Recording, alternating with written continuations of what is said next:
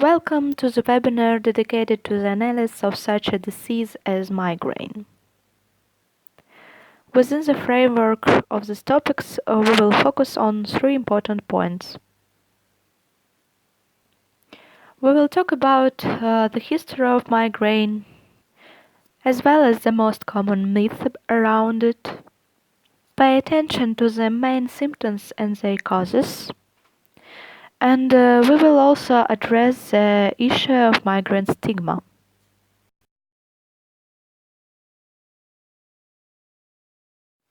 Migraine is one of the oldest ailments known to mankind. Some of the earliest cases of painful headaches were recorded by the ancient Egyptians and date back as far as 1200 BC.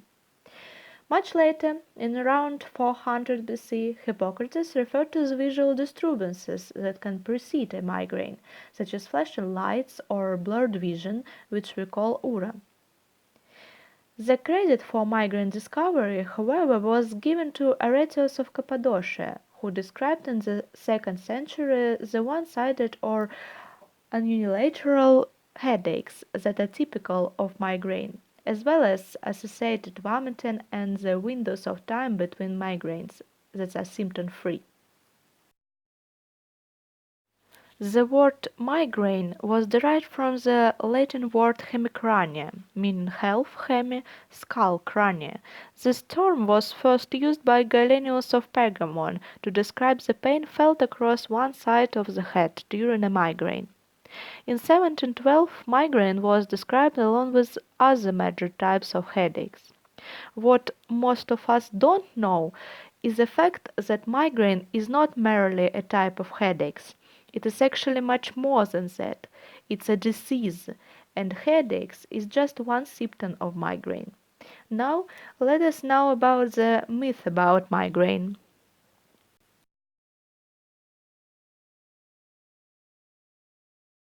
Myth number one: a migraine is just a headache. A migraine is not just a headache.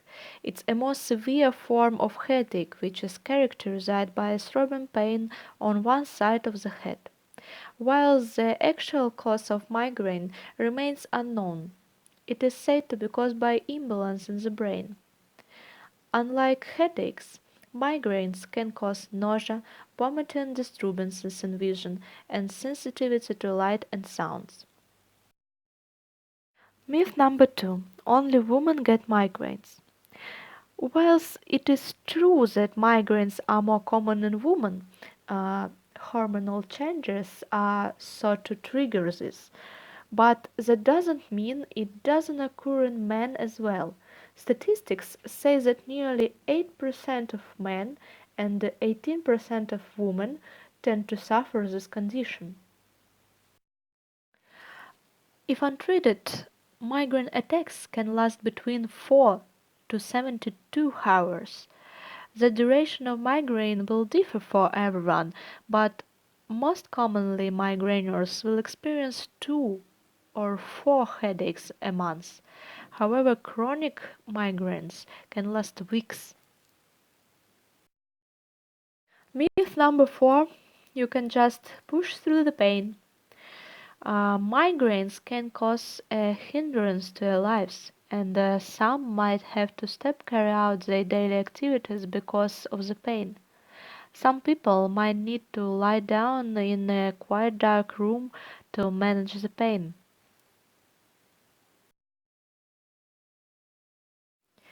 There are 4 possible phases to a migraine, although not all the phases are necessarily experienced. The prodrome, which occurs hours or days before the headache. The aura, which immediately precedes the headache. The pain phase, also known as the headache phase. And the postdrome, the effects experienced following the end of a migraine attack. The underlying causes of migraines are unknown. However, they are believed to be related to a mix of environmental and genetic factors. They run in families in about two-thirds of cases and rarely occur due to a single gene defect. Migraines are a significant source of both medical cost and lost productivity. It has been estimated that they are most costly neurological disorder in the European community, costing more than 27 billion euro per year. In the United States, direct costs have been estimated at $17 billion, but indirect costs, such as missed or decreased ability to work, is estimated at $15 billion. In those who do attend work with a migraine, effectiveness is decreased by around a third. Negative impacts also frequently occur for a person's family. All the above bring us to the topic of stigmatization of people suffering from migraine. People who have a disease often experience stigma, a social and culturally embedded process through which individuals experience stereotyping, devaluation, and discrimination. Medical historian Catherine Foxhall describes the sea changes regarding for migraine was socially perceived, which occurred in the late 18th century. At that time, a negative perception of migraine began that persists today. In the late 18th century, people with migraine were represented as privileged and self-absorbed individuals who used their migraine as an excuse for shirking social duties and avoiding social responsibilities. By the 19th century, migraine was perceived as a weakness of women in the low socio-economic classes.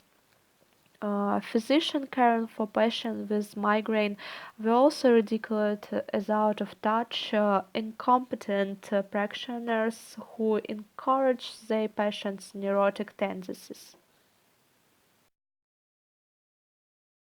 In the Chronic Migraine Epidemiology and Outcome Study, a longitudinal online-based study of 1364 respondents with migraine, a reduced participation in family activities was found in 48 to 57 of study participants and correlated with the frequency of migraine attacks. A total of 14 of spouse of patient acknowledged that they did not really believe their spouses about their migraine. The World Health Organization places migraine is one of the 10 most disabling medical illness on the planet. People living with migraine are often misunderstood and can even be mistreated. Talking about the disease openly is central to reducing the stigma surrounding it.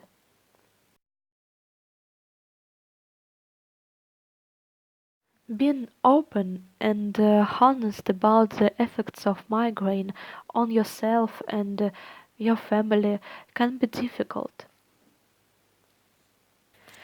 but it can also help to break down communication barriers and negative feelings.